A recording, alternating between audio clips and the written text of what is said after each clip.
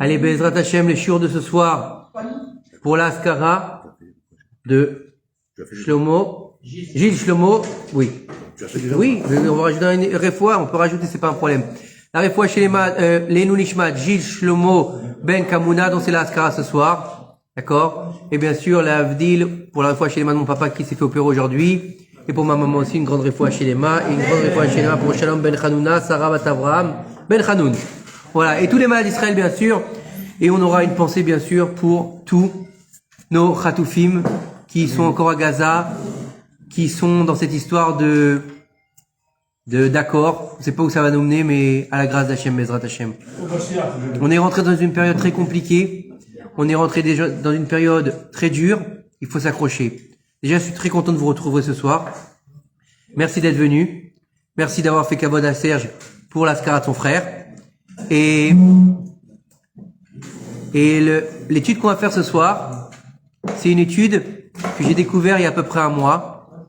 Et je me suis dit, cette étude, il fallait qu'on la partage ensemble. Parce que c'est des choses qui nous concernent aujourd'hui. La Torah, elle est très contemporaine et elle suit notre évolution jour après jour. On voit que les parachutes qu'on est en train de lire, c'est bien les parachutes qui nous font vivre tout ce qu'on est en train de vivre en ce moment. Et il faut comprendre que... Oh, Baruch Haba, ça va?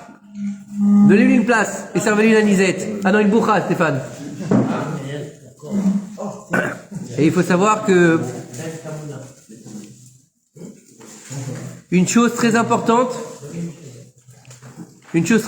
pour réussir à passer tout ça avec un petit peu de recul,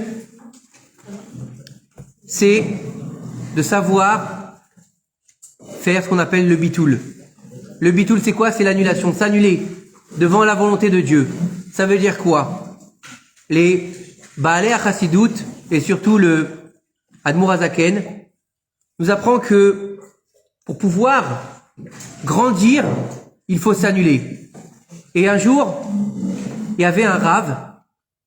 Ce rave-là, il s'appelait le Malach. Il s'appelait le Malach, on l'appelait comme ça. Et il était en train de regarder par la fenêtre de sa chambre. Et il regardait 10, 20 minutes, 30 minutes. Et à un moment donné, son intendant, il est venu le voir et lui dit que votre arabe, vous cherchez quelqu'un, vous avez besoin de quelque chose, il y a quelqu'un qu'il faut que j'aille appeler en bas. Il lui dit non, il n'y a pas besoin, rien du tout. Il lui dit, mais qu'est-ce que vous regardez alors? Il lui dit, je regarde ce qu'il y a en face de moi. Alors, il lui dit, bon, peut-être qu'il faut que j'aille voir quelque chose, chercher quelque chose. Il lui dit, non, je regarde la montagne qui est en face de moi. Tu vois le mont qui est en face de moi, c'est ça que je regarde. Il lui a dit, je comprends pas, pourquoi vous regardez depuis 40 minutes le mont? Il lui a dit, regarde, la montagne c'est quoi? C'est simplement un amas de terre. C'est quelque chose de rien, la terre c'est poussière, c'est de la poussière. Regarde l'amas de poussière comment il a grandi. Regarde comment il est immense. Tu veux grandir comme une montagne? Fais-toi poussière devant Akadosh Baruch Hu. Tu peux devenir comme Moshe Rabbeinu. Moshe Rabbeinu, il a dit, Avraham Avinu d'abord. Avraham Avinu il a dit, et moi je suis poussière et cendre. David Amelech, il a dit, je suis comme un vermisseau devant Dieu. Et Moshe Rabbeinu, il a dit, de lui et de son frère, il a dit, ma anachnu. Ça veut dire que même pas on a une existence propre. On n'est rien. Le ma, c'est même une question. Et c'est tout le inyan. Après, on peut pas rentrer dans ce sujet-là. C'est tout le inyan de la création du monde. Le même, les 40 jours, le fait de se renouveler, le renouveau du monde jour après jour. C'est encore un autre sujet à part entière. Et ce soir, pour se faire aider, on va se faire aider par un très grand, pas des plus petits. Même, on dit de lui que c'est le plus sage de tous les hommes. Shlomo HaMelech. Shlomo HaMelech, il a écrit beaucoup de choses. Il a écrit bien sûr ce qu'on connaît très bien, c'est Shir HaShirim, qu'on lit tous les vendredis soirs, qu'on appelle Kodesh HaKodashim, le Saint des Saints. Et il faut savoir que le Shir HaShirim, faut pas le lire à la légère ou bien le comprendre à la légère en pensant que c'est juste une histoire d'arlequin, une histoire d'amour entre un homme et une femme. C'est beaucoup plus profond. C'est les prémices de l'amour d'Akadosh Baruch Hu avec son peuple. Et comme on l'a dit samedi, Ce qu'on a besoin aujourd'hui, c'est d'amour. Aussi bien entre Dieu et nous, mais aussi entre nous et nous. C'est très important. Aujourd'hui, dans la période où on est, c'est même plus les douleurs de l'enfantement, c'est l'enfantement. On est dans la préparation complète de l'accouchement. Le bébé est en train de sortir. Et c'est là que ça fait mal. C'est là que c'est difficile. Et c'est là qu'on pousse des cris. Mais il faut tenir bon. Jusqu'à l'avènement du Mashiach Bezrat Hashem. Quand? J'en sais rien. Comment? J'en sais rien. Mais Bezrat Hashem, on espère que ce sera Berachamim et pas Bedin. Bezrat Hashem. Vous pouvez dire Amen, c'est pas grave. Ça mange pas de pain. Alors, dans Megillat Kohelet, donc vous savez qu'il a écrit plusieurs Megillot. Shlomo HaMelech, il a écrit une qui s'appelle Kohelet. Il nous dit ici, au début, dans le Perek Aleph, il nous dit Ma she'aya ou she'ye ou ma she'naase ou she'yaase. Ça veut dire quoi? Ma she'aya, ce qu'il y a eu, c'est ce qu'il y aura. Ou ma she'naasa, ce qu'on a fait, c'est ce qu'on fera.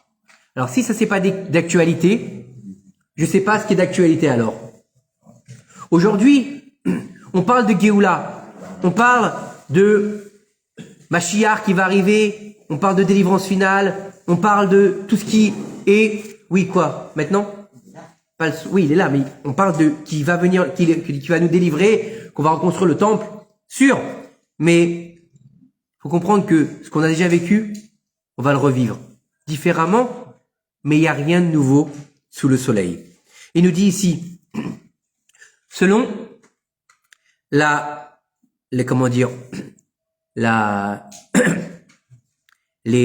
tarbout. Tarbout, donnez-moi un petit... La culture, merci. La culture, donc, de nos cousins, les Ishmaélim, l'Aravim. Le plus important pour eux, c'est quoi? Le plus important, c'est le passé. Les Arabes, ils vivent dans le passé. Mais qu'est-ce qu'il y aura dans le futur? C'est pas important. Regardez bien, hein. Ils vivent dans le passé. Ils parlent tous l'arabe. Ils sont encore avec des babouches. Ils sont encore avec des djellabiotes. D'accord? Ils ont une culture du passé des Arabes. C'est connu. C'est pour ça que l'emblème, le symbole d'Ishmaël, c'est quoi? C'est le chameau. Pourquoi le chameau? Parce que le chameau, il rumine. Mais il n'a pas les sabots fondus. Contrairement au symbole de qui? Au symbole de Esav, lui, qui est toujours vers l'avant, comme le porc. Puisque le symbole d'Esav, c'est le porc. Il a toujours les deux pieds dehors en disant je suis cachère. Non, c'est juste pour montrer qu'il va que de l'avant. Le passé, il s'en fout. Il peut faire table rase sur son passé. On l'a bien vu avec toutes les différentes grandes cultures. Après la Grèce, il y a eu Rome, et Rome, après, etc., etc. Il brasse, il s'en fout. Il attend pas. C'est tout le contraire de Israël. Israël, c'est moitié passé, moitié futur. Et en fait, il nous dit ici, c'est pas importante. Tout ce qu'ils veulent faire, en fait, c'est se rapprocher au passé. D'accord? Nos ancêtres disaient, le prophète il disait, on est toujours dans un état de fait qui rapporte l'importance du passé. Et il dit ici, Maharav, donc, Esav, lui c'est le futur, comme j'ai dit juste avant.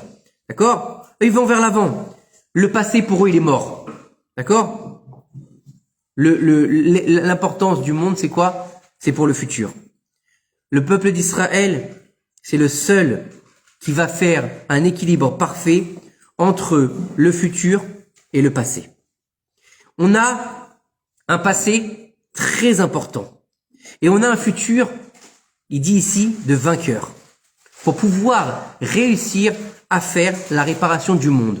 Non seulement, bien sûr, on va nous parler d'une victoire, mais qu'est-ce qu'une victoire? Parce que nous, si on pense que la victoire, c'est seulement au combat, on n'a rien compris. On est passé à côté de quelque chose de très grand. La victoire du peuple d'Israël, justement, dans cette guerre qu'on est en train de vivre, c'est le tikkun. C'est le tikkun du monde. La réparation du monde. La réparation du monde, c'est quoi? De faire revenir l'état de fait avant la faute originelle. D'accord? Comme ça s'est passé quand? Dans la paracha Yitro, qu'on a lu cette semaine, au don du mont Sinaï. D'accord? Et donc de réhabiliter la malchoute, la royauté divine. Vous avez compris?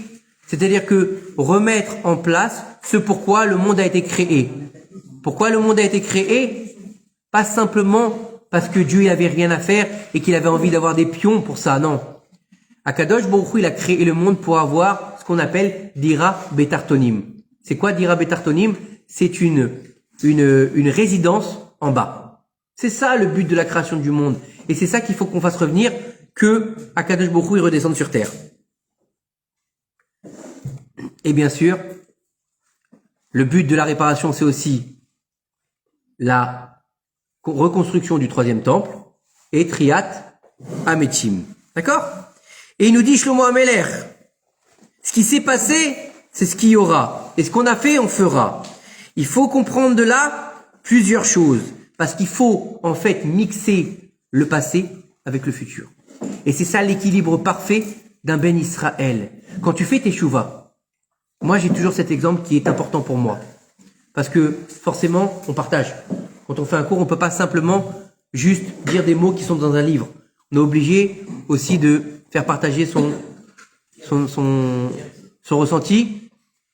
Et beaucoup de gens, malheureusement, quand ils font teshuva, en tout cas, ça n'engage que moi ce que je dis, bien sûr. Quand ils font teshuva, ils occultent tout leur passé. Il y en a même, je vous dis la vérité, ça m'est arrivé, hein. J'ai posé une fois la question à quelqu'un qui avait fait teshuva. Je lui ai demandé quand est-ce qu'il était né. Donc, sa date d'anniversaire, Loazi, non juive. Vous savez ce qu'il m'a dit? Il m'a dit, je m'en rappelle plus. J'ai envie de dire, est-ce que tu te moques de moi? Je veux dire, faut pas être, sur ta théorie c'est marqué.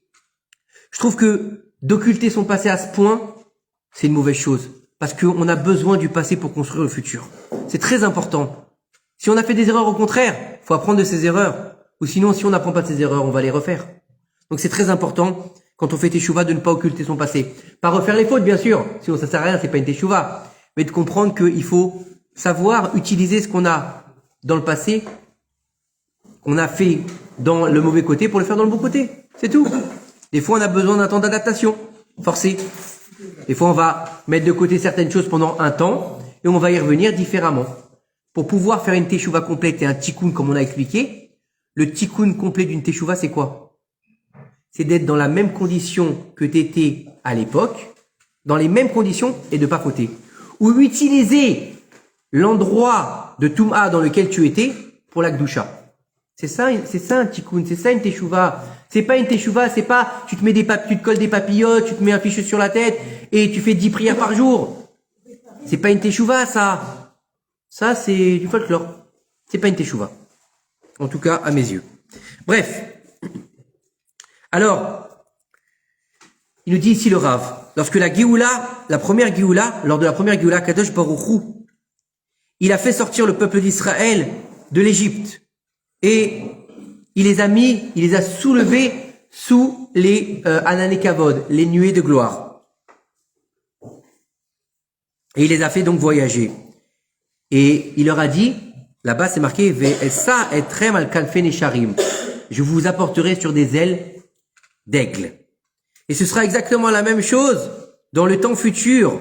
La Géoula Harona, la dernière Géoula, celle qu'on va vivre, Bezrat Hashem, Amen. C'est ça qu'on va faire. On volera, on sera sur des ailes. Et c'est ce qu'ils ont vécu, les Éthiopiens, lorsqu'ils sont venus en Israël. Lorsqu'ils ont vu les avions arriver, ils ont cru que c'était le Mashiach. Des aigles de fer, pour eux, ils les appelaient. Donc, il n'y a rien de nouveau sous le soleil. Écoutez bien, tout ce qui a été créé aux 6 jours de la création, il va se répéter. C'est juste une question de temps et d'espace. Lechaim, lechaim. Et il nous dit ici, comme les enfants d'Israël qui ont dit la Shira dans le désert et qui ont eu le puits, quand ils ont dit la Shira du puits. Vous connaissez la Shira du puits? La plupart du temps, on connaît quoi? On connaît la Shira Tayam qu'on a lu il y a deux Shabbats, Parashat Beshalach. Mais il faut savoir que juste avant que les enfants d'Israël rentrent en Israël, justement, il y a eu un grand miracle qui s'est passé. Vous m'avez donné le tournis à bouger dans tous les sens. Bémet. C'est dur. En plus, je vous rappelle que je reviens, soyez un petit peu clément pour moi. Vous pensez que c'est toi qui allais être indulgent à ton retour? Je suis indulgent. 200 personnes, en général, c'est assis sur des chaises. Alvaï qui est 200 personnes. Voilà, tu sais, avec le recul que j'ai eu ces derniers temps, c'est pas la quantité qui compte, c'est la qualité. C'est la qualité. Mamash, c'est... Si tu apprends à 200 personnes et qu'il n'y a pas un qui va retirer quoi que ce soit du cours, ça sert à rien. Mais si tu apprends à une personne à qui elle a retiré quelque chose que tu lui as appris, ça suffit. Tu as fait ta mitzvah. C'est ça le plus important. Et donc, vous savez, nous on a tous en tête la Shiratayam. Shiratayam, on a passé la mer après la sortie d'Égypte. Mais il y a Shira du BR, l'aude qu'ils ont fait quand il y a eu le miracle du BR. C'est quoi le miracle du fleuve, du puits? D'accord?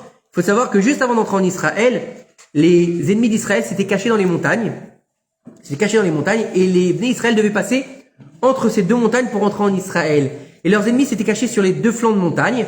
Et en fait, ce qui s'est passé, c'est que si les Bnei Israël passeraient à ce moment-là, ils les auraient attaqués. Ils étaient avec des lances, des épées, etc., des pierres aussi. Et ils auraient enseveli les Bnei Israël entre les deux montagnes. Qu'est-ce qu'a fait Akadosh Baruch Hu? Il a rapproché les deux montagnes. Il a écrasé leurs ennemis les uns contre les autres dans les montagnes. Puis, tous les ossements des ennemis ont été rejetés devant le peuple d'Israël par le puits de Myriam. Et à ce moment-là, ils ont chanté la Shira du puits. Voilà. Et c'est Az Yashir, Israël est Ashira Azot, Alay Be'er Anula. D'accord? C'est dans le Sefer de Bamidbar.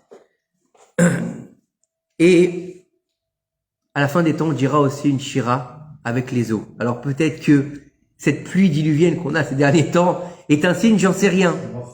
Je sais pas, qui vivra verra. Mais en tout cas, l'eau est très importante pour le peuple d'Israël. Aussi bien au niveau du mikvé, aussi bien au niveau de la soif. On dit que la maïm chaim, l'eau de vie, c'est quoi? C'est la Torah. Donc tout ça se rapporte à la Géoula. Donc ce texte de Kohelet, de Shlomo Ameler, il y a près de 2000 ans, je pense qu'il est bien d'actualité. Et je pense qu'il était important de le partager ensemble ce soir, non? Dites-moi si je me trompe pas. Quoi? De voir des arcs-en-ciel tous les jours. C'est pas un bon signe. Ah ouais? C'est pas un bon signe. L'arc-en-ciel, c'est Dieu qui veut détruire le monde. Alors donc c'est pas un bon signe. J'en vois plein. Faut regarder, faut faire la bracha et faut passer à autre chose. Alors écoutez, on continue. Ouais, depuis 2 semaines, ouais. On continue. Aussi, autant que la Géoula Arishona, la première Géoula, la mer elle s'est ouverte et qu'on est passé au milieu, ce sera comme ça aussi pour la dernière Géoula. La mer se coupera et les enfants d'Israël viendront de Roule par la mer, viendront de Chutzlaretz par la mer. Comment, pourquoi, j'en sais rien. Mais en tout cas, ça se tient. Ça se tient de passer par la mer pour venir en Israël. Non? Ouais. Ça se tient. Arriver, rentrer à Ashkelon par la mer, ce serait bien, non? Non, mais s'ils viennent à pied, peut-être, j'en sais rien, moi, ou en roller, je sais pas. J'ai pas trop, on m'a pas appelé pour me donner des indications. Mais faut comprendre, en fait, voilà, il nous explique Shlomo Ameler que tout ce qui a été fait, il va être refait à une dimension. Par contre, il faut savoir que à une dimension sans précédent. Comme ça, ils expliquent nos Chachamim que la première Géoula, pourtant, quand on lit la Haggadah, tu dis c'est waouh. Ce sera une allumette, comme ça ils disent nos sages, hein, une allumette par rapport à la dernière Géoula, qui sera un feu d'artifice. Donc on va avoir des surprises, je pense. Ok? Alors, comme il y a eu en Égypte des jours écoutez bien, ça c'est violent quand même, accrochez-vous, des jours d'obscurité, où sont morts beaucoup des enfants d'Israël, et seulement ceux qui voulaient être avec Hachem et être délivrés sont sortis, la même chose se passera dans la dernière Géoula. Il y aura un temps d'obscurité où les gens mourront. Et ça, c'est vrai. On l'a eu? Je sais pas. Non, cela, c'est pas pareil, James. Aussi bien que le premier délibérateur qui était Moshe Rabbeinu. La dernière Géoula, ce sera aussi Moshe. C'est-à-dire que, ça veut dire quoi? C'est pas que ce sera Moshe lui-même qui va venir. C'est Ma Sheaya ou Sheye, Moshe. Rachetez votre de Moshe. Vous avez compris? C'est comment dire? Il faut savoir que le Mashiach, d'accord? Le Mashiach, encore une fois, c'est comme dans toutes les Géoulots, comme on l'a déjà vu. Première Géoula, Moshe et Aaron, Mem et Aleph. Deuxième Géoula, à quelle époque? Mordechai et Esther, Mem et Aleph. Et la dernière, Mem et Aleph, Mashiach et Eliaou. Wow. Voilà. Donc on est exactement dans la même dynamique de Géoula. D'accord? Et il nous dit ici que avant, il y avait des informations toutes les heures. D'accord? Après, ça a été toutes les demi-heures. Maintenant, c'est toute la journée. Toute la journée, on a des informations. Et Shlomo Ameler, il nous dit, il va dire quelque chose. En kol chadash tachat hashamesh. Il n'y a rien de nouveau sous le soleil. Il nous dit ça, Shlomo Ameler. Il nous dit en fait, quand on entend le bruit de tout ce qui sonne à nos oreilles, toutes les informations, d'accord? Mais on n'entend pas ce qui se passe dans nos maisons. Un enfant qui dit à sa mère, maman, qu'est-ce qu'il y a à manger? Et elle va lui dire, chut, chut, je regarde les informations. C'est pas le moment de me déranger. Attends, il y a Ivanka qui fait un reportage sur les Khatoufim. Attends, l'autre il a... Mais les enfants, on les met de côté. Nos propres responsabilités, on les oublie. On est complètement perdu en ce moment et on est noyé par des informations qui sont plus ou moins quoi? Pertinentes ou rasera. D'ailleurs, tu regardes les informations, t'as qu'une envie, c'est d'arrêter tout et de plus rien faire de ta vie. Alors que si on fait ça, on fait gagner nos ennemis. Faut pas faire ça. Le but de la vie, c'est de ne pas être en dikaon, de ne pas oublier sa simcha. Surtout que Bezrat Hashem, j'étais sûr que tu allais le dire, mais tu me laisses pas finir ma phrase. Surtout que non, c'est pas ça que je voulais dire, c'est que Bezrat Hashem, en fin de semaine, on rentre dans le mois de Hadar. Le mois de Hadar, c'est le mois de la simcha. Mishinirta Sadar, Marbi Mesimcha. Et cette année, on a, donc celui qui rentre en Hadar, il doit augmenter la joie. Cette année, on a de la chance, on a 2 mois de Hadar. Donc on doit doublement augmenter la joie. On doit doublement kiffer. Et c'est une opportunité parce que ça fait une double bracha. C'est une double bénédiction parce que c'est la fin de l'année thoraïque. N'oubliez pas, c'est la fin de l'année thoraïque parce que c'est le premier mois, c'est Nissan dans la Torah. Et le dernier mois, c'est Hadar. Donc on a 2 fois plus de chances de pouvoir finir l'année en beauté, Bezrat Hashem. D'accord? Donc comprenez bien que il n'y a rien de nouveau. C'est, encore une fois, qu'est-ce qui sort de toutes ces chadashot? Qu'est-ce qui va sortir? Qu'est-ce qu'on va retenir? À part de la rasra. D'accord? Et de toutes les chadashot qu'on a vues toutes ces années. À part de l'angoisse, à part le mal au cœur, à part l'envie de se mettre sous sa couette, qu'est-ce qui sort de tout ça? Rien. On peut mettre rien. On peut s'informer, c'est important de s'informer, surtout dans une situation dans laquelle on vit. Bien sûr qu'on a besoin d'avoir un minimum d'informations. Mais de là à passer sa journée sur les informations, c'est un drame. Qu'est-ce qu'il nous dit ici? Il faut pas être coupé du monde. Être coupé du monde, c'est n'importe quoi aussi. On a besoin de savoir. On a besoin de prier pour savoir, par exemple, s'il reste encore des khatoufim. Ça, c'est important. D'allumer encore des bougies ou pas. Hein? Le Shabbat. D'accord. Ça, il faut savoir. On peut pas se couper du monde, c'est impossible. Surtout dans une génération où on vit avec les médias à ce point. D'accord? Mais n'oubliez pas une chose. Vraiment, il n'y a rien de nouveau sous le soleil. Les chadashot, ça va, ça vient. C'est comme la mode. Regardez la mode. La mode. Aujourd'hui, on ressort des choses des années 60, des années 70. Comment ça se fait? D'accord? Dans les années 90, c'était la mode des jeans déchirés. Aujourd'hui, c'est revenu la mode des jeans déchirés. Je sais pas. Un éternel recommencement. Donc, qu'est-ce que tu as appris? Pas grand-chose. Pas trop tout le retour. Alors, Ah ouais, non, les pattes d'elfe, on savait déjà. il nous dit et là il nous dit Shlomo Ameler, où est-ce qu'il est possible d'entendre quelque chose de nouveau? Où est-ce qu'il est possible vraiment de se renouveler pour de vrai? Où est-ce qu'il est possible de sentir un renouveau? Pas dans le dessin animé, hein. Et il nous dit ici le Zohar. Écoutez bien ce que nous dit le Zohar dans Parashat Mishpatim. En kol chadash tachat hashamesh. Aval le mala min hashamesh yesh. Ça veut dire quoi? Il n'y a rien de nouveau sous le soleil, mais au-dessus du soleil, il y a.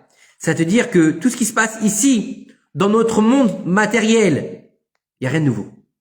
Le monde, il vit. Depuis les 6 jours, il suit un cheminement qui a été dicté par Akadosh Baruch Hu. Je veux dire, le soleil se lève toujours au même endroit, il se couche toujours au même endroit. On parle bien sûr de généralité. N'allez pas me dire, oui, mais à l'époque de Yoshua, il a arrêté le soleil. Non, bon, ça c'est un épisode, d'accord? Me dites pas la mer elle s'est coupée en deux dans... Non, ça aussi c'est un épisode. Mais en général, quand tu vas à la mer elle est complète, d'accord? Si tu nages pas, tu te noies. Je veux dire, c'est normal. Je veux dire, c'est le monde qui fait comme ça. Donc, en général, le monde depuis sa création, il tourne à l'identique. Et c'est ce qu'il te dit Shlomo Ameler. Il te dit en fait, il te dit sous le soleil, il y a rien de nouveau. Au-dessus du soleil, c'est-à-dire que dans le monde spirituel, dans la Torah, dans la sainteté, il y a énormément de choses nouvelles.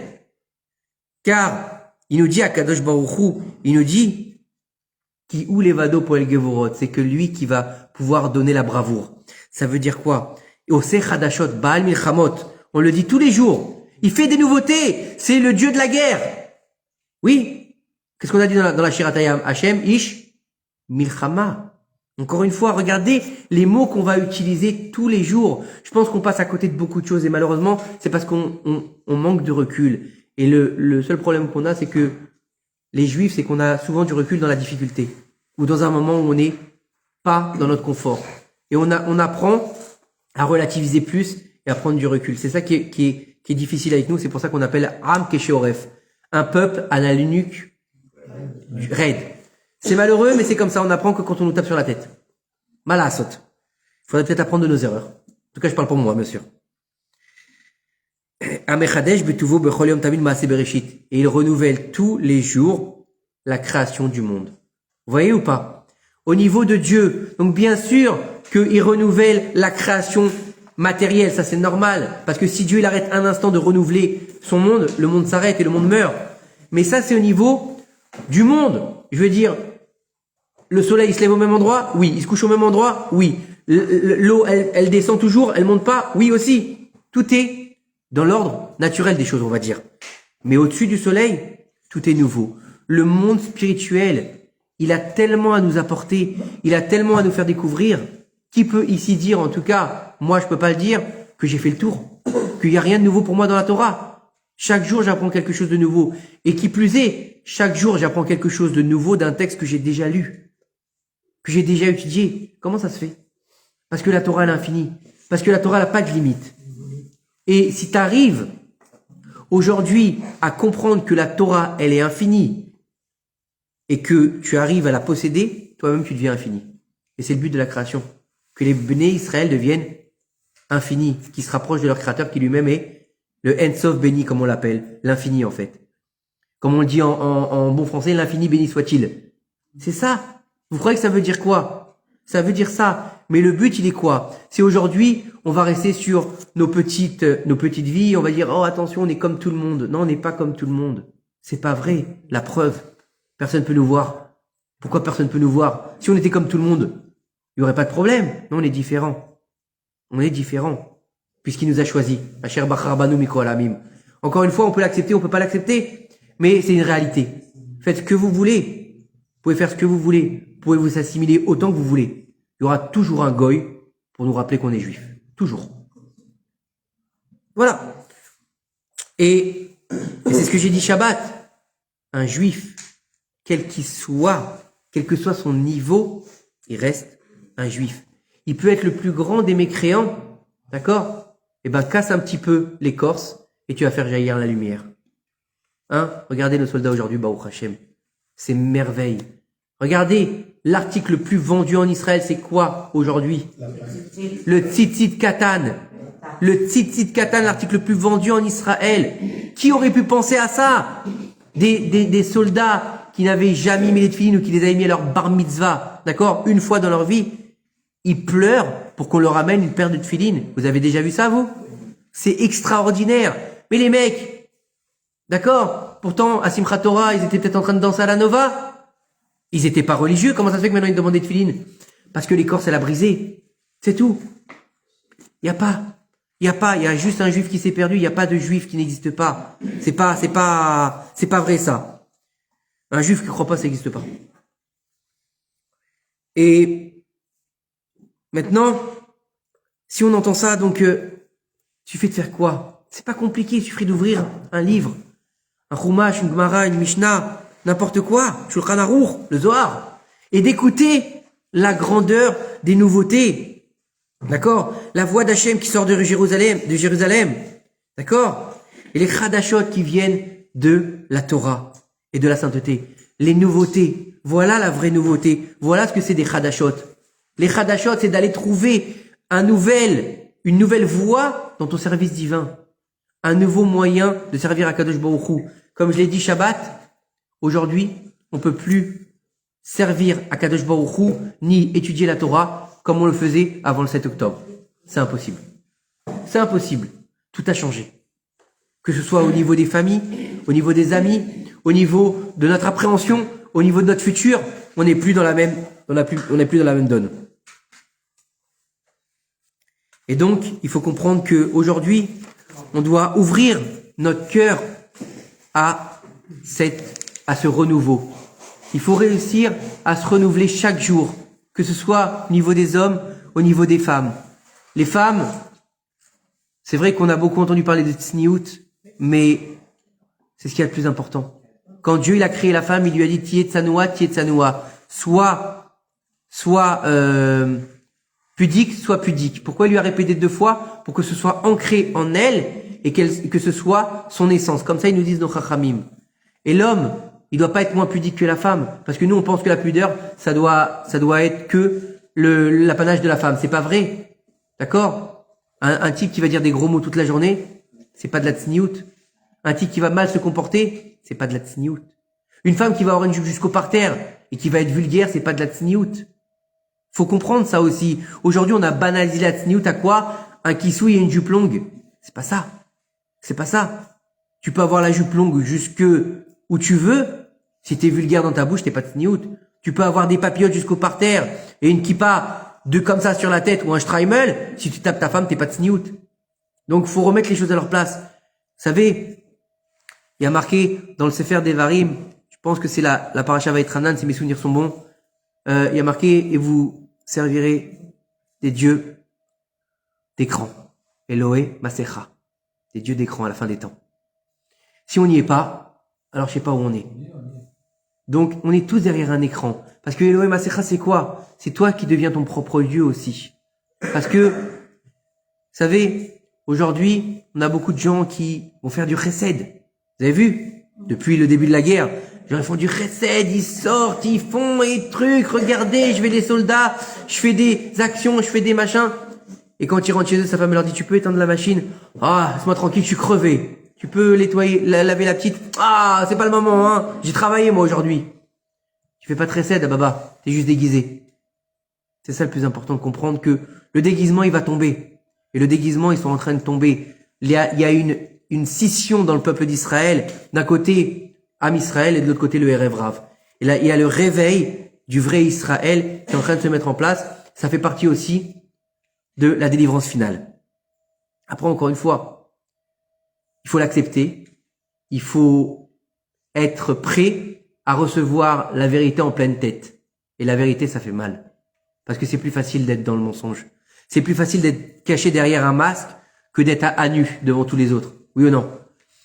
Donc, faut être prêt à ça.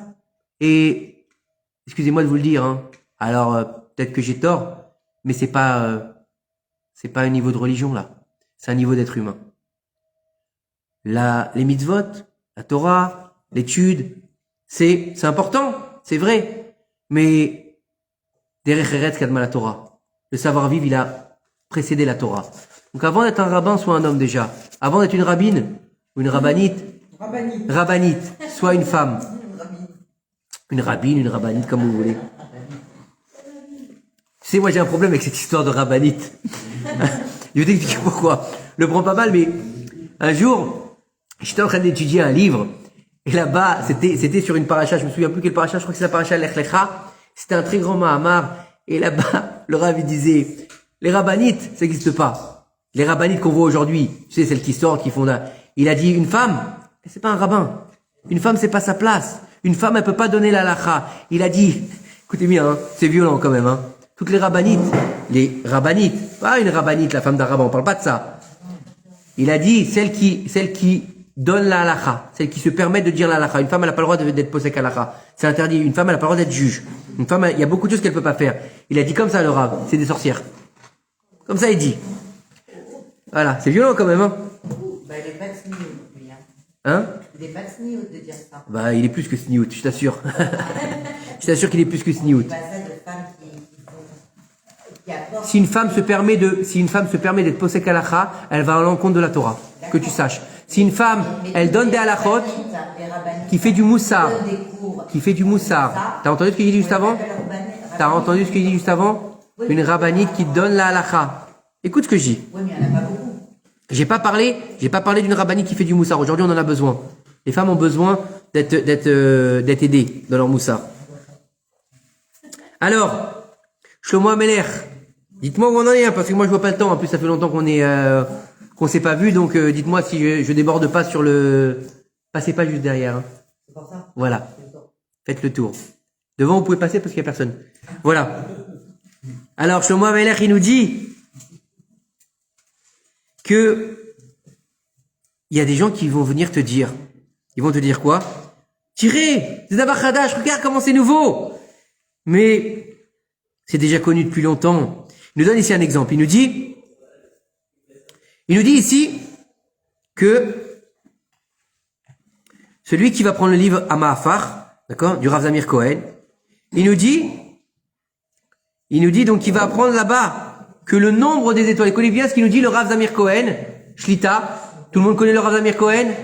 Parce que tout le monde le connaît, hein. Il est génial, non? Il est génial. Quoi? J'ai dit une bêtise? Ouais, il est génial. Le Rav Zamir Cohen. Il nous dit dans son livre Amahapar, il nous dit ici que le nombre des étoiles et des galaxies, vous êtes avec moi ou vous n'êtes pas avec moi? Qui sont autour du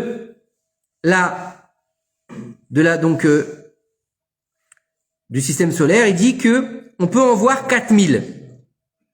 Et il dit que c'est ce que a pensé le monde des scientifiques. D'accord? Et il nous dit, plus ils vérifient et plus ils apprennent, et plus ils voient qu'il y a encore et encore de nombreuses étoiles qu'ils n'avaient pas découvertes. Vous écoutez? Chaque jour, ils découvrent une nouvelle étoile. Et il nous dit ici que à la fin, au jour d'aujourd'hui, avec les nouveaux télescopes de la NASA, ils sont arrivés à peu près, alors je sais pas combien ça fait parce qu'il y a un 1, et il y a 1, 2, 3, 4, 5, 6, 7 fois 3 zéros. Ça fait combien? 7. 7 zéros. 7, non, 7 fois 3 zéros. 7 fois 3? Ouais, 7 fois 3 zéros. 10 millions. Ça fait beaucoup. 10 millions. Ça fait beaucoup. Ça fait 10 000. D'accord.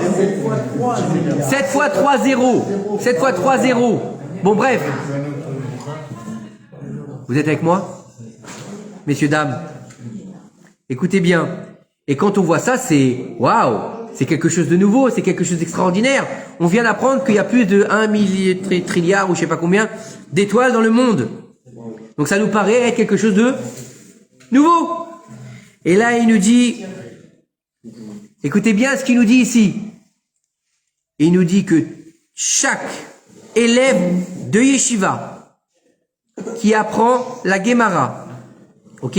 Donc un élève de yeshiva, en général, il rentre à yeshiva, il a 14 ans. On parle pas d'un chercheur à la NASA. Un élève de yeshiva qui apprend Masechet Brachot, la page Lamet Bet. Donc Lamet Bet, c'est 32. D'accord? Ok, vous êtes avec moi? Il peut voir là-bas les paroles de nos sages qui disent. Ils ont dit la Knesset Israël. Ils ont dit à Hachem qui les a oubliés. Il leur a dit, au Ham Israël, qu'il les aimait.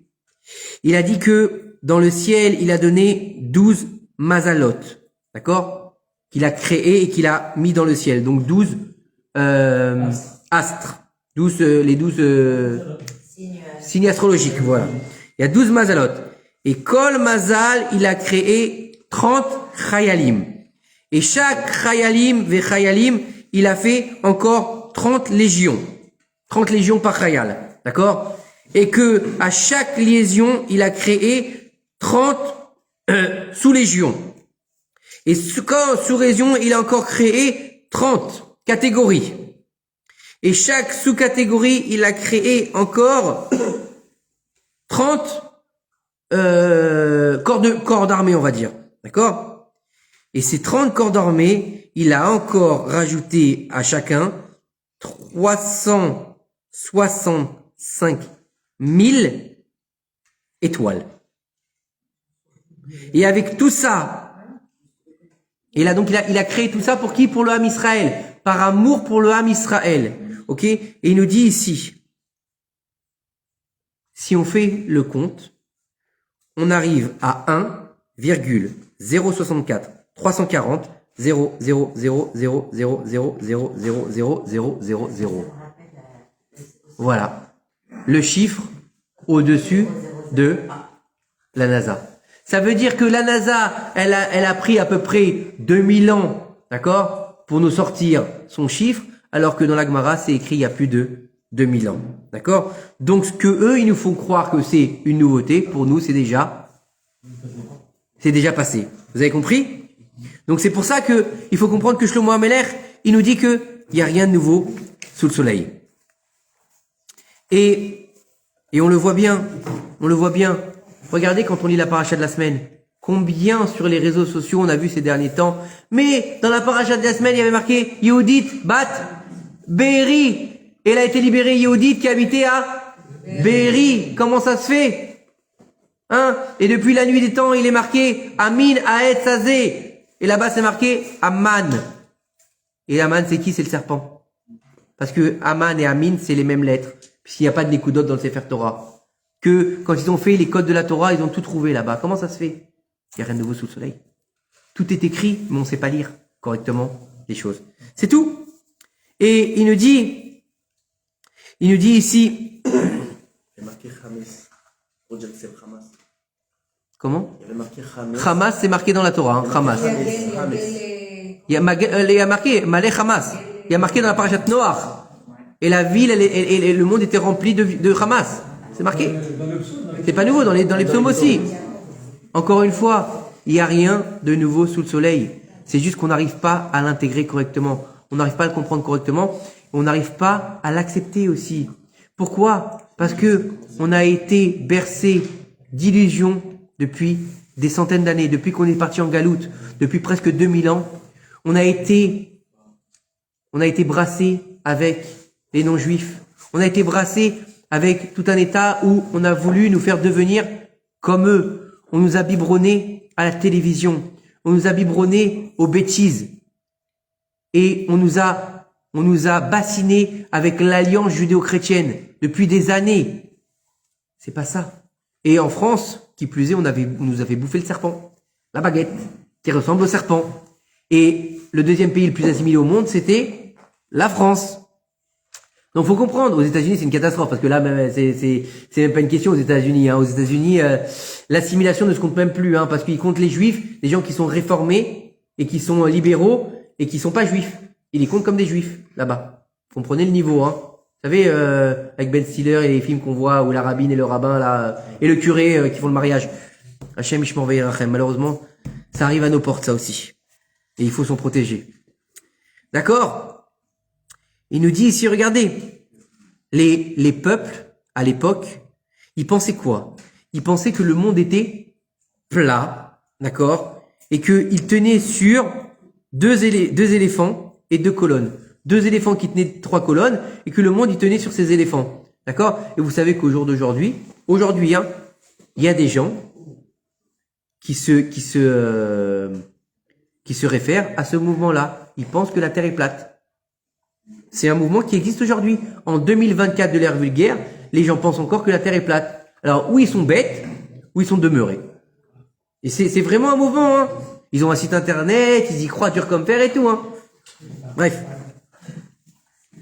Et il nous dit, il y en a qui pensaient que le monde, il tenait sur 4 éléphants. Je sais pas pourquoi des éléphants. Ça trompe, ouais, c'est peut-être ça, ouais. Alors, et que c'est pas une boule. Et c'est maintenant, depuis quelque temps, que maintenant qu'on sait que le monde que c'est une sphère, en fait. Et Il faut savoir que nous, on le savait depuis le début que le monde c'était une sphère. D'accord? On n'a pas eu besoin d'attendre la science pour nous dire que le monde était une sphère, qu'il y avait un côté en bas et un côté en haut, c'est déjà marqué dans la Gemara. On n'a pas attendu Christophe Colomb, d'accord, pour savoir qu'il y avait des gens en bas dans le monde et qu'il y avait la gravité de Newton.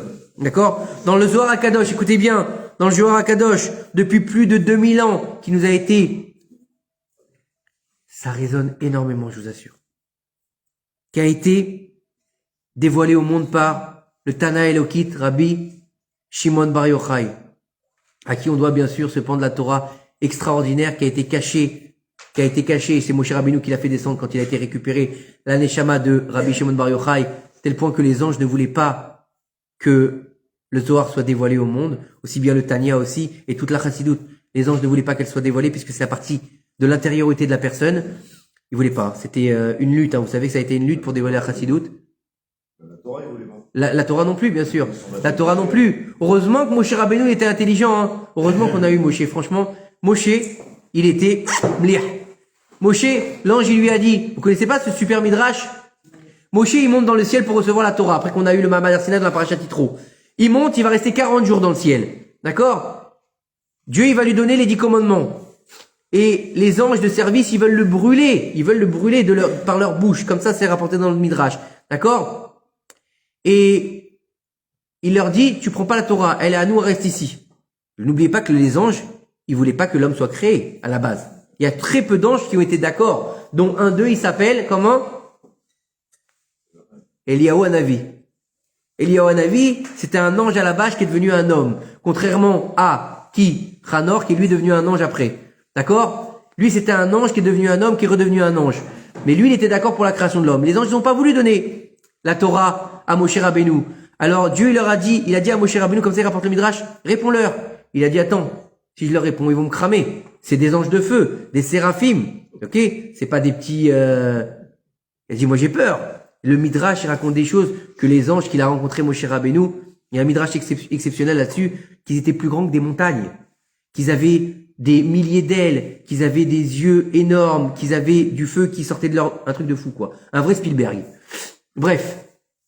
Et dit, Akadosh Baruch Hu lui a dit, tiens, mon Kisakavod, tu ne craindras rien. Bien sûr, Dieu, il n'a pas il n'a pas de fauteuil, hein, soit bien clair. C'est des images pour qu'on comprenne à notre niveau de mortel. Et il leur a répondu. Moshe, il a dit aux anges, je peux vous poser une question? Il a dit, vas-y, on t'écoute. Il y a marqué dans la Torah, je suis l'Éternel, votre Dieu, qui vous a fait sortir d'Égypte. Il lui a dit, vous êtes sortis d'Égypte, vous? Il a dit, bah non. Il a dit, déjà 1-0 pour Moshe. Il a dit ensuite, dans le deuxième, il y a marqué, vous n'aurez pas d'autre Dieu que moi. Vous vivez avec Hachem. Est-ce que vous avez d'autres dieux, vous? Non. 2-0 pour Moshe. Dit ensuite, il y a marqué, respecte ton père et ta mère. Vous avez un père et vous avez une mère. Et vous n'avez pas de père et de mère. Donc vous allez respecter qui? 3-0 pour Moshe. Et comme ça, sous tous les commandements, et jusqu'à que ils lui donnent ils acceptent de lui donner la Torah. Et en plus, ils lui ont donné des cadeaux, les anges, comme ça, ils rapportent le Midrash.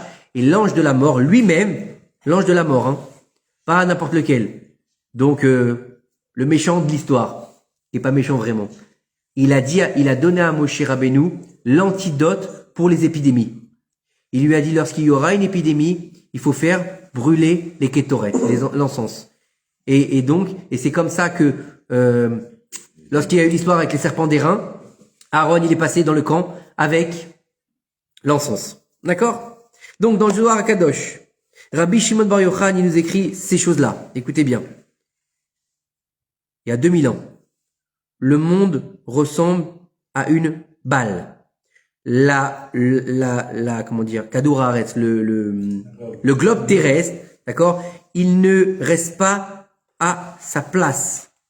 2000 ans, hein. Il ne reste pas à sa place, mais il tourne sur lui-même. Rabbi Shimon Bar Yochai, il marque dans le Zohar. D'accord? Pas seulement dans le haut du monde. D'accord? On vivent des hommes. Et même dans le deuxième côté, ça veut dire en bas. Des hommes vivant haut et des hommes vivant bas. Et les hommes qui vivent en bas dans le monde, ils tiennent aussi debout. On aurait pu se dire qu'ils sont en train de se tenir, ou je sais pas, pour pas tomber. Écoutez bien ce que dit Rabbi Shimon Bar Yochai, c'est énorme. Pourtant, Rabbi Shimon Bar Yochai, il était pas scientifique, il a pas étudié à la NASA, il avait pas le télescope, il avait rien, Rabbi Shimon Bar Yochai, hein. Il était enfermé dans une grotte pendant 13 ans. 12 ans, 13 ans? 13. Vous avez compris ou pas? Rabbi Shimon Bar Yochai, Kodesh Kodashim, il nous a légué quelque chose d'exceptionnel. Il y a plus de 2000 ans, il nous dit, écoutez bien ce qu'il nous dit. Lorsqu'un des côtés, il est dans la lumière, l'autre côté, c'est la nuit. Lorsqu'un côté il fait jour, l'autre côté il fait nuit. D'accord? Il y a, écoutez bien, c'est incroyable. Il nous dit, il y a un endroit dans le globe terrestre où c'est lumineux presque tout le temps et il n'y a quasiment pas de nuit. C'est incroyable ou pas? Rabbi Shimon Bar Yochai. Je pense pas qu'il a déjà été au pôle Nord, Rabbi Shimon Bar Yochai. D'accord? À part dans la grotte, il a pas dû beaucoup voyager. Il y a été quand il faisait la nuit. Peut-être. Donc, vous comprenez? C'est un truc de malade, je veux dire. Tout ça, c'est écrit où? Dans le Zohar. Parashat Vayikra Daf Yud. Il nous dit ici, vous n'y croyez pas, allez le voir vous-même, allez le lire.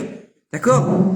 Donc, maintenant, on peut comprendre que tout se trouve dans notre Sainte Torah. Maintenant, la seule chose qu'il faut faire, c'est d'aller l'étudier. C'est d'aller comprendre que, en gardant les mitzvot, en étudiant la Torah, on va avoir une force de découvrir le monde, mais de nouveau, autrement, avec un autre œil. Et on va pouvoir, en fait, faire bouger les choses et se renouveler nous-mêmes. Ça veut dire que, regardez dans la période où on est.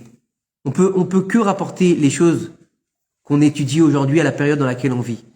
Aujourd'hui, depuis ce fameux jour de Simchat Torah, on peut plus appréhender les choses comme à l'époque. Déjà, à l'époque du Covid, on se voyait plus, on se projetait, c'est dur à dire, hein. On se projetait plus. Aujourd'hui, allez vous projeter. On sait pas. Voilà. Pendant un moment, ils ont fermé les frontières. Puis il y a que Elal qui voyage. Pour venir ici, c'est compliqué. Pour sortir d'ici, c'est un bras. Je veux dire, ça devient très compliqué. C'est limite, on est en autarcie. On voit que chaque jour, il y a quelque chose qui se dégrade un peu plus. D'un côté, la haie, d'accord? Bon, après, on va pas trop s'en faire avec eux, mais c'est pas grave. Mais regardez au niveau des Umot HaOlam, au niveau des nations du monde. Encore aujourd'hui même, le Caire, qu'est-ce qu'il a dit? Ça continue comme ça, on va rompre les relations avec Israël. Le Caire, l'Égypte. Non mais c'est pas, même si on s'en fout, c'est pas le problème. Ça veut dire que même nos anciens alliés se retournent leur veste. Biden qui se fait critiquer, Biden qui critique Israël. Ça fait partie, écoutez bien, ça fait partie du Ta'alir de la Géoula. Ça veut dire que, regardez, au début, pendant les premières semaines, le monde entier était avec nous. La Tour Eiffel illuminée, le Parlement à Berlin illuminé des couleurs d'Israël, en Italie, en Norvège, où tu veux, d'accord? Et là, on est en train de crier, on est en train de faire des pieds et des mains parce qu'on enlève le financement à l'UNRWA, là, comment ça s'appelle là? L'UNRWA, ok, tous ces terroristes là, d'accord? On est en train de crier en Afrique du Sud parce que on est en train de faire, comment ils disent ça? Un génocide. Un génocide. Mais ils savent ce que c'est un génocide. On nous a attaqués. Faut bien qu'on se défende. Ah non, vous n'avez pas le droit de vous défendre. Personne n'a pris le parti de nos filles. Des femmes qui se font violer en banlieue, tout le monde va se lever. Tout le monde va se lever et tout le monde va... Toutes les féminines... comment on appelle ça là? Féministes, elles vont se lever. Par contre, quand une juive, elle se fait violer par 69 personnes, 69 personnes, c'est pas grave. C'est une juive. Quand on nous met dans des camps, c'est pas grave. Quand on nous met dans des fours, c'est pas grave. C'est qu'un juif de moins sur terre. Et le seul qui va être capable aujourd'hui de prendre la mesure des choses et de nous sauver, bah c'est nous. C'est nous-mêmes. Faut arrêter de compter sur les autres. Faut arrêter de compter sur les États-Unis, sur la France, sur Macron, sur Biden, etc. Faut savoir, je veux dire quelque chose, peut-être que certains le savent. Écoutez bien. Ce que dit Si je me trompe pas, c'est le Zohar HaKadosh qui rapporte ça. À la fin des temps, avant la venue du Mashiach, tous les grands despotes, les grands empereurs qui nous ont fait du mal, qui se sont levés contre l'âme Israël, donc on parle par exemple de Nebuchadnezzar, Pharaon, etc., d'accord? Ils seront réincarnés en dirigeants du monde pour être jugés dans la génération du Mashiach. Donc, si on est aujourd'hui dans le Mashiach, si on est en train de vivre l'accouchement total du Mashiach, donc il est là, d'accord? Il faut juste qu'il se dévoile.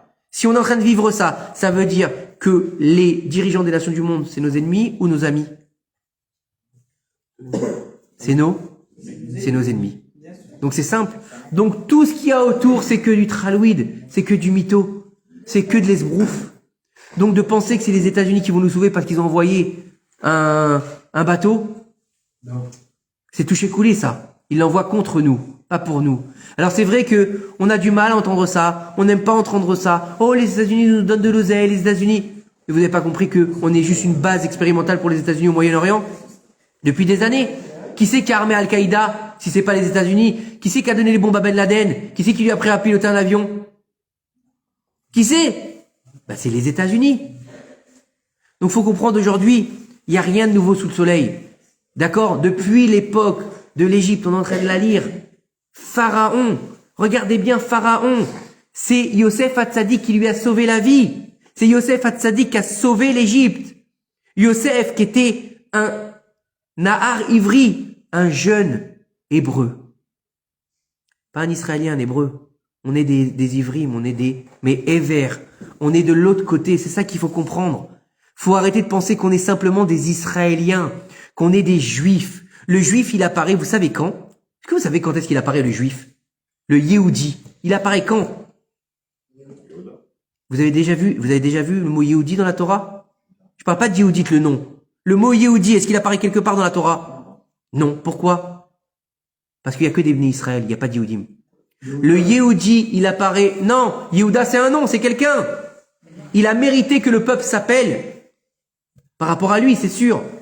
Mais le Yehudi, écoutez bien, le Yehudi, il prend son essence qu'à partir de la galoute. Donc ça veut dire que le mot Yehudi qui est raccroché au peuple d'Israël, c'est juste quand on est en galoute. Mais aujourd'hui, on va rentrer sur notre terre. Donc aujourd'hui, on est Ivri. C'est quoi un Ivri? Avraham à Ivri. C'est celui qui est de l'autre côté. Le monde entier d'un côté, et lui, il est seul de l'autre côté du fleuve. C'est exactement ce qu'on est en train de vivre. On est en train de rentrer dans quelque chose de très difficile. Et tout a commencé le 7 octobre. Quand est-ce que ça va finir? J'en sais rien. Je suis pas rabbin, je suis pas prophète, et j'ai pas la science infuse. Mais je peux vous dire que là, va falloir s'accrocher. Va falloir avoir le courage de continuer à avancer et de continuer à vivre malgré l'adversité. C'est difficile. C'est vrai qu'on pense beaucoup aux Khatoufim. On pense beaucoup à toutes ces familles qui ont perdu des enfants et qu'ils étaient religieux, pas religieux, on s'en fout. D'accord? Une mère, ça reste une mère, un père, ça reste un père. D'accord? Quand on est venu annoncer aux gens que leur fils ou leur fille allait tomber à la Nova et qui plus est dans un état atroce, j'aurais pas aimé être à leur place. Mais on est obligé de continuer à avancer à vivre. On est obligé de continuer à avoir de la simcha. On est obligé de continuer à faire ce pourquoi on a été mis sur terre. Continuer à servir Hachem. Continuer à lechadesh bechol yom tuvo maaseh bereshit. On est obligé de renouveler la création du monde tous les jours. Pourquoi nous? Laisse-moi tranquille. Il y a combien de personnes sur Terre? Combien de personnes? Des milliards, non? Rien que les Chinois. Vas-y, pourquoi Dieu ne demande pas aux Chinois? Rien que pour eux, refait la création du monde. Tous les jours, pour les Chinois, refait la création du monde. Pourquoi pour les Juifs? On est le plus petit peuple. Non, pas du tout. Parce qu'on est la raison d'être de cette terre. Parce que chaque cheveu qu'on bouge, bon pas les miens parce que j'en ai pas, d'accord? Mais chaque petit doigt qu'on bouge, chaque chose qu'on fait, elle a une influence sur le monde entier, c'est ça qu'on comprend pas. Chacun de nous, il a une influence sur le monde entier. Et moi j'adore cette phrase de Rabbi Nachman de Breslev. qui dit que depuis le jour où Dieu il t'a mis sur terre, c'est que le monde il pouvait plus se passer de toi. C'est énorme. C'est énorme. Ça veut dire quoi? On prend pas la mesure des choses. Ça veut dire Bishvili Nivra et Haolam. Pour moi, le monde il a été créé. Ça veut dire quoi? Ça veut dire que tu peux pas dire je m'en fous. Il y a des rabbins. Je m'en fous. Il y a des rabbanites. Je m'en fous. Il y a des gens dans les yeshivot. Je m'en fous. Je suis pas religieux. Je m'en fous de la Torah. Je m'en fous de tout ça. Je m'en fous de Dieu. Tu peux plus. Tu peux plus dire ça. Tu peux avoir un niveau par rapport à ta propre personne. Ça c'est clair. D'accord? Tu peux pas demander à quelqu'un qui a fait teshuva hier d'être un rabbin. C'est pas possible. On est bien d'accord? C'est pas logique. À ton niveau, au moins d'ouvrir les yeux et d'accepter. D'accepter qu'aujourd'hui, on est dans le Mashiach. Qu'aujourd'hui, on est tous responsables les uns des autres. Kol Israël, Arevim, Zé, Lazé. On est tous ensemble. Regardez ce qu'on a lu dans la paracha de cette semaine, dans la paracha de Yitro. Ils ont reçu la Torah parce qu'ils étaient un seul peuple, avec un seul cœur. Et c'est ça le slogan aujourd'hui. Beyachad Nenatseach. C'est pas simplement ensemble on va voir la victoire. Parce que malheureusement, tous les jours on entend des gens qui tombent. Tous les jours, on se demande encore, est-ce qu'ils sont vivants, les Khatoufim? Est-ce que les filles qui sont là-bas, les pauvres, qu'est-ce qu'elles subissent? Lo alenu velo ala fechad. Qu'est-ce qu'on sait de ce qu'elles ont subi, celles qui sont sorties? On sait? On sait pas.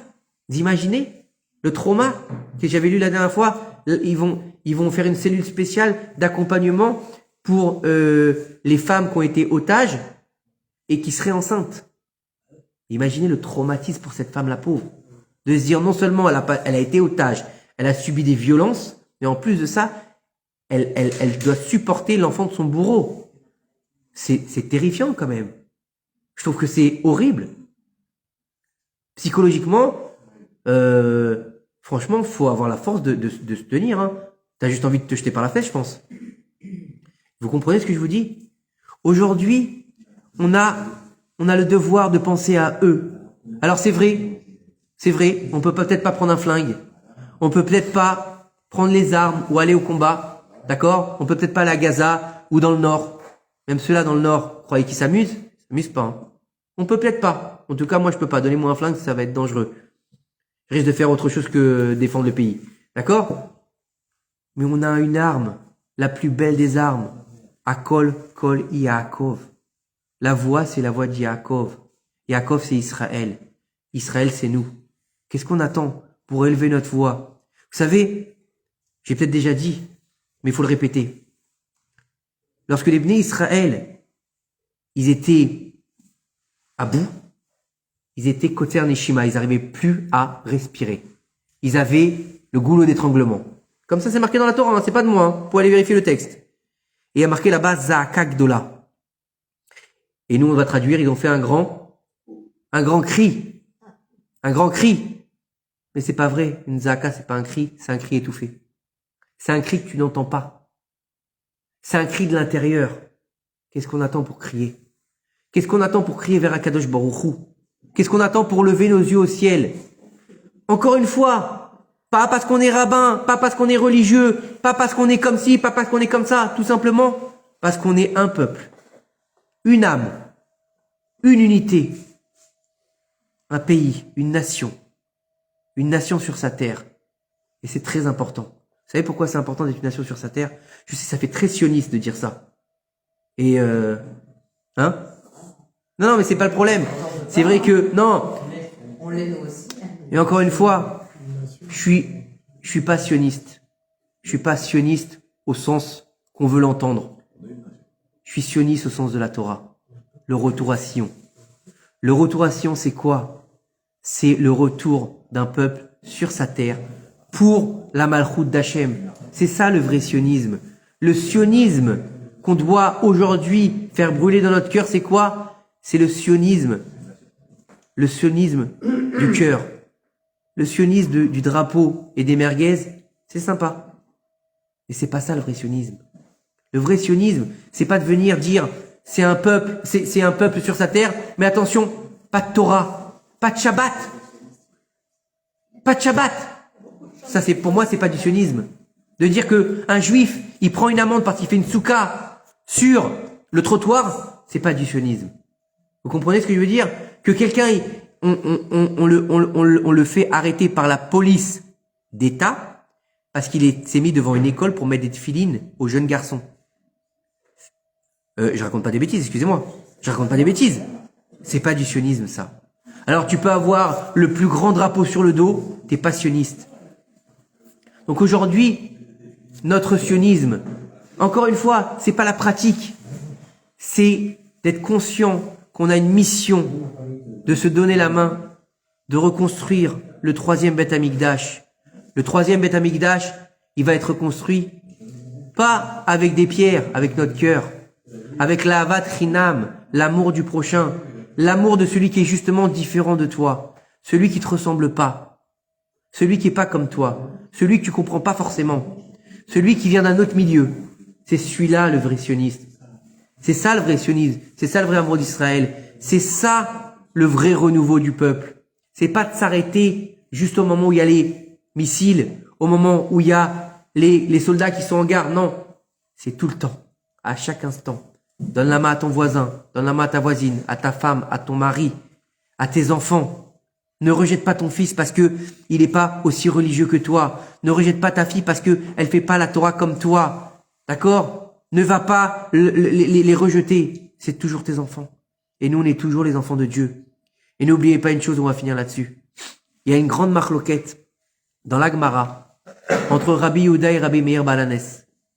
Et de savoir quand est-ce qu'Israël s'appelle Israël. D'accord? Non, quand est-ce que Israël s'appelle béni, mon fils? C'est une question comme ça. Et Rabbi Yehuda, il dit, il s'appelle mon fils quand il sert à Kadosh Baruch Hu. Et Rabbi Meir, il dit, non, il s'appelle béni qui servent à Kadosh Baruch Hu ou qui servent pas à Kadosh Baruch Hu. Ils ne sont jamais, ils perdent jamais le, comment dire, le lien d'être les enfants d'Akadosh Baruch Hu. Et vous savez comme qui est l'halakha? Comme Rabbi Meir.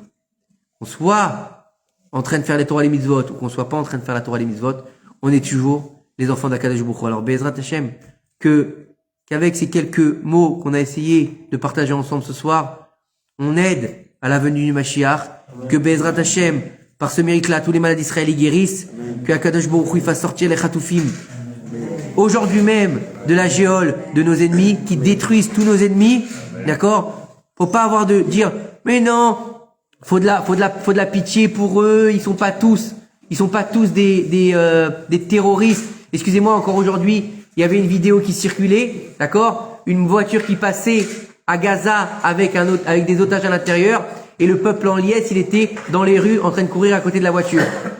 Donc, comme il a dit Churchill, vous l'avez entendu celle-là? Je l'ai trouvé exceptionnel. À l'époque de la Seconde Guerre mondiale, attends, on va le faire, attends, 5 minutes.